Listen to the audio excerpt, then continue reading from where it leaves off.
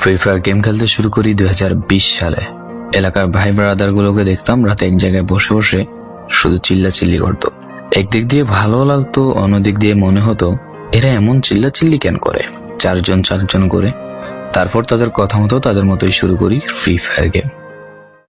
প্রথম দিন গেম খেলে রাত জেগেছি 11টা, যেটা ছিল রাত জায়গার প্রথম কারণ এবং প্রথম ভালোবাসা। এলাকার বন্ধুরা মিলে রাত হলেই আড্ডার আসর দিয়ে বসতাম আর শুরু করতাম গেম খেলা। সবাই তখন গেম খেলা নতুন শুরু করি। এত পরিমাণ আনন্দ ছিল গেমটিতে যে বলে বোঝানো সম্ভব না। তখন ভালো কোনো ফোন ছিল না, ল্যাগ করতো, তবুও খেলতাম। আব্বু আম্মুর কি পরিমাণ বকাঝকা খেয়েছি সেটা বলা বাহুল্য। অনেকদিন তো স্কুলও যাইতাম না, বন্ধুরা বসে গেম খেলতাম। কিছু টাকা জুগিয়ে কয়েক মাস পর একটা লেভেল আপ পাস ছিল না, 200 টাকায় বোধ হয় 800 ডায়মন্ড পাওয়া যেত। তো সেখান থেকে 800 ডায়মন্ড থেকে একটা অলক ক্যারেক্টার নিই। আর সেই অলক ক্যারেক্টার ছিল তখনকার সময়ের সবচেয়ে দামি ক্যারেক্টার। তখনকার দামি প্লেয়ার মনে হতো নিজেকে। আবার গেমের ভিতর অনেকের সাথে বন্ধুত্ব পর্যন্ত হয়ে গিয়েছিল। গেমের ভিতরে বন্ধুত্ব হলেও বাস্তব ছিল বন্ধুত্বগুলো।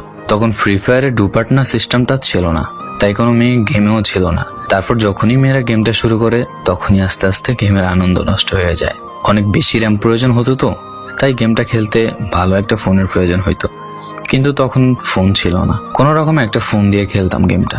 ভাবতাম একটা ভালো ফোন হইলে গেমটা আরো সুন্দর করে খেলতে পারতাম, ল্যাগ করতো না ইত্যাদি। কত আনন্দই না ছিল তখন। প্রতি সপ্তাহে শুক্রবার বসে সবাই গিল্ডের গ্লোরি ফুল করতাম একটা কাস্টমের জন্য। পরের দিন সবাই মিলে আনন্দ নিয়ে একটা একটা করে কাস্টম খেলতাম। আমার জীবনের প্রথম 3 বছরের ভালোবাসা। কোনো মেয়ের জন্য আমি গেমটাকে কখনো ইগনোর করি নাই। যখন মন খারাপ থাকতো গেমটা খেলতাম একা একা। একটা ভয় পেলেই তৎক্ষণাৎ মন ভালো হয়ে যাইত, মুখে সব সময় একটা মৃদু হাসি থাকতো। এখন আমার কাছে গেমটা খেলার মতো অনেক ভালো একটা ফোন আছে, আমার কাছে এখন অনেক ভালো কালেকশন আছে।